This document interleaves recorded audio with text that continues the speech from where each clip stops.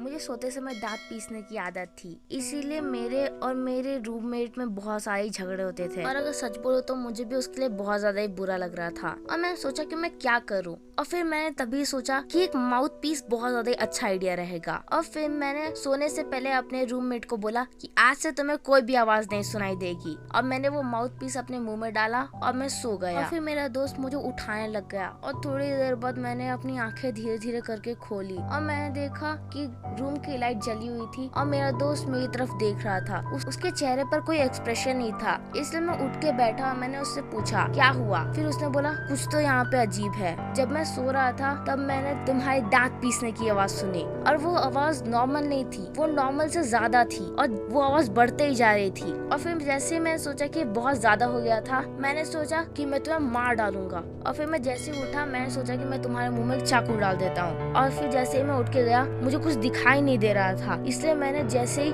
अपने हाथों से लाइट ऑन की वो दांत पीसने की आवाज बंद हो गई। और फिर मैंने सोचा कि ऐसा कैसे हो सकता है जब तुम सोते रहते थे और अगर मैं लाइट भी ऑन कर दूं तब भी तुम अपना दांत पीसते रहते थे। और फिर जैसे ही मैं लाइट खोला वैसे ही तुम्हारी आवाज बंद हो गई। फिर मैंने सोचा कि मैं तुम्हें जाके देखूं और मैं जैसे ही तुम्हारे पास गया मैंने देखा तुम सो रहे थे और तुम दांत भी नहीं पीसे थे। और फिर सबसे ज्यादा अजीब बात तो ये थी कि उस समय मैंने तुम्हें उठाने के बजाय ये सोचा कि मैं तुम्हें मार डालता हूँ। और फिर जो मेरे रूममेट ने मुझे बोला उससे मेरे रोंगटे खड़े हो गए। उसने बोला कि अगर मैंने लाइट ऑन नहीं किया होता तो शायद मैं तुम्हें मार डालता।